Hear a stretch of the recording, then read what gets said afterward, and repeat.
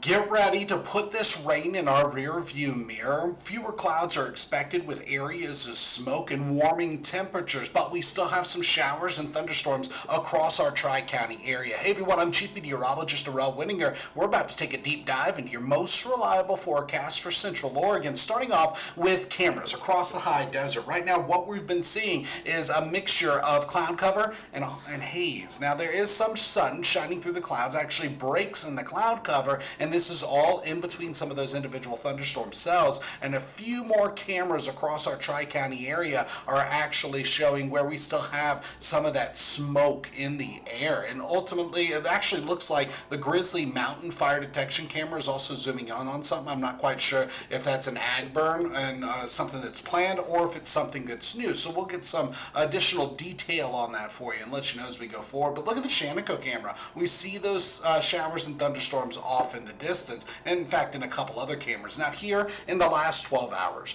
we've had more than 600 lightning strikes in and around our Tri-County area. And the next couple of days, that's not going to happen, but we still have a few thunderstorms that are rolling through. Notice there has been some rain over the flat fire footprint, and this is the latest footprint that has come out. Right now it's still a little over 23,000 acres, and we are continuing to track the development of this, but the good news is we do not see those hot spots anymore, and that is because we've been seeing a lot of progress.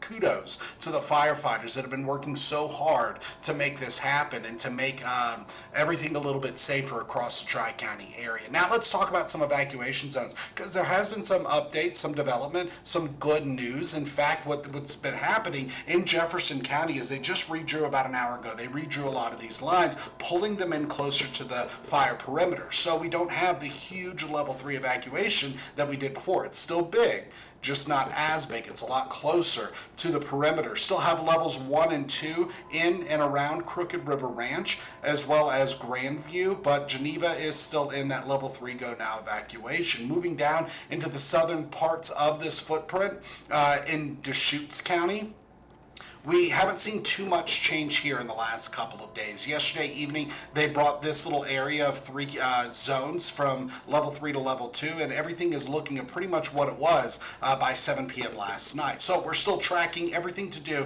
with the flat fire, but we're also tracking a new fire just outside of the Tri-County area. This is known as the Immigrant Fire. Now, it started on Sunday shortly after noon, and it grew fast. Even by last night, we were actually looking at some of those estimations of how big the fire is, near 10,000 acres. They've since honed that in quite a bit, and looking over here over my shoulder to look at a source online. Right now it's the latest footprint, the latest fire perimeter is 7,764 acres. We can actually still see how there are several hot spots outside of that, especially a couple that are going even further off to the west. Now this is about 20 miles to the southeast of Oak Ridge, and it's sitting right on the county line at this point.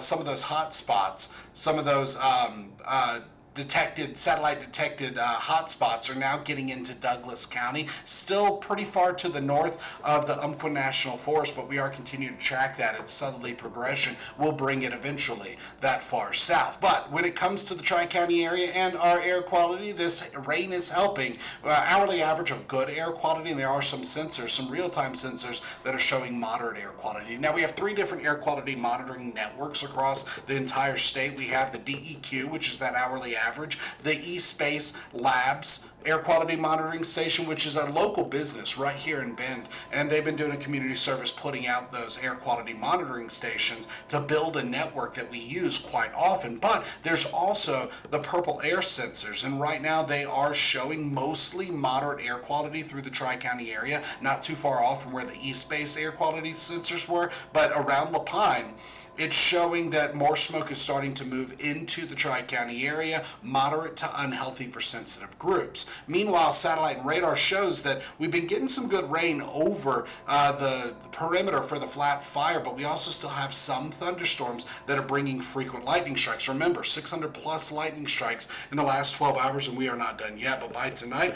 we'll be putting the rain we'll be putting the thunderstorm activity all in our rear view mirror, and that's because the low that's been pulling up this monsoonal moisture is moving to the east as it fizzles out. It's moving out of here. That's letting high pressure build into the region and bring a huge change to our weather pattern, which also will include drier conditions. Relative humidity measured in percent right now is all over the map, and it's showing everything from 23% in Sun River to 68% in Sisters. A couple spots are a little more muggy, but that's also where showers have been pushing through. Now, when it comes to our smoke forecast model, this is a high resolution model, and it does show that here through the overnight hours, areas of smoke are expected.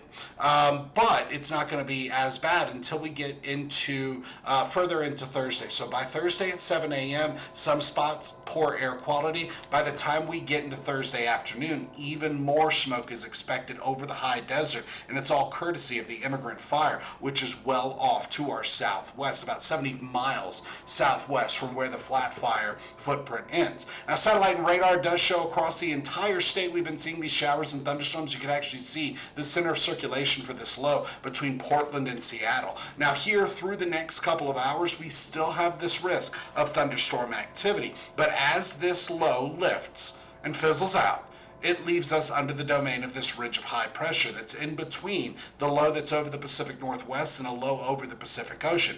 This low over the Pacific Ocean really holds steady where it is. It doesn't really come close to us until Saturday and Sunday, and by then it's also fizzling out as it makes landfall, so we're looking at more in and out clouds. Meanwhile, over the high desert, when we switch gears and look at water vapor imagery, it's showing a dry air mass over central Oregon. So some of these thunderstorms, these showers might not be reaching the ground. We're still getting lightning, which opens the door for the risk of dry lightning, and during fire season, that is not a good thing. So we still have showers, some thunderstorms that are going to be fizzling out. After that, we're back to more sunshine than clouds and another warming trend. That being said, through tomorrow, more smoke from the Immigrant Fire is going to be impacting us. So it's going to be sunny on top of the smoke, and that smoke is going to inhibit our warming trend through the next couple of days. But we're still looking at mid to upper 80s and lower 90s, and getting to either side of 90 degrees before it's all said and done. And as we go into this Labor Day weekend. Today, temperatures topped out in the 80s with some 90s on the map. Current temperatures are ranging from 81 in Prineville to 69 degrees in Warm Springs. It's also 80 in Lapine and a whole lot of 70s across the map. 79 in Paulina Bend and Madras, 74 in Redmond, 75 in Sisters, and 79 in Sun River. The reason for the broad range in temperatures is our shower and thunderstorm activity. And so at the moment, we're running between 5 degrees cooler and 5 degrees warmer than we were 24 hours ago. Now here through the rest of this evening and tonight, we drop through the 60s and the 50s. By tomorrow, back into the mid to upper 80s with some low 90s. On top of that, tomorrow's UV intensity forecast goes up to very high again. 80s, a few PM clouds, but more smoke. And then by Saturday and Sunday, it's back down to just high. Could even be moderate for a couple of those days. Now, there's a red flag warning on the other side of the Cascades for the Willamette National Forest going down into the Umpqua National Forest. And across central Oregon, we continue to get these thunderstorms capable of producing frequent lightning strikes. So we do have our eyes on those fire detection cameras to let you know if we spot any smoke plumes. Next couple of days, roller coaster temperatures are expected, staying above that average high of 84 degrees until we get to Sunday. That's on the back side of that weak system that's bringing more cloud cover for the weekend. So here's how this plays out. We have our system over the Pacific Northwest. We have our system over the Pacific Ocean. We have that high in between. Tonight, that high takes over. We clear out. We get some PM clouds Thursday and Friday. By Saturday, that system that's over the Pacific Ocean starts to roll inland. It starts to fizzle out. We catch the cloud cover off of its flank and just get in and out clouds through the day. Going past that, Sunday through most of next week, we're back to a mixture of sunshine and clouds. Now, as long as these fires continue to burn, or if there are any new fires, we will catch that smoke. But this specific forecast model doesn't show that. It actually just shows in and out clouds through the next several days. So between now and Friday at 11 p.m., we have a few more showers and thunderstorms in our lower elevations. And that's courtesy of this weak low that's pulling up that moisture from further south into the Pacific Northwest. Now, winds have been a little on the gusty side, and for the most part coming out of the northwest. actual wind speeds are more like 5 to 15 miles per hour. It's those gusts that are much higher. Now, our wind trend shows some tapering winds here through the next couple of hours. Remember with this graphic, everything to the left of that white line, that now line, is your observed winds, and everything to the right is your forecast. So we are coming back down to a light breeze. Thursday, breezy, even gusty at times. By Friday, much the same. We really don't see those core wind speeds getting above that 10 to 15 mile per hour range. And for tonight, 50s with a few 40s on the map. By tomorrow, we're looking at 80s and some 90s. More sunshine than clouds. Those clouds coming in during the afternoon, but smoke is still going to be a forecast. A problem with an issue with the forecast. And then by Friday and Saturday, either side of 90 degrees. By Saturday and Sunday, more clouds, no rain. And on Labor Day, we're looking at some PM clouds with temperatures starting to heat back up later next week. Now, a quick rundown of your weather headlines. They include showers and storms wrapping up this evening and tonight, but more smoke could bring us to times of poor air quality. Fewer clouds are expected and a warming trend is on the way. That's the latest in weather. Join us tonight on Central Oregon Daily News. We'll have the latest headlines and your most reliable forecasts. See you then.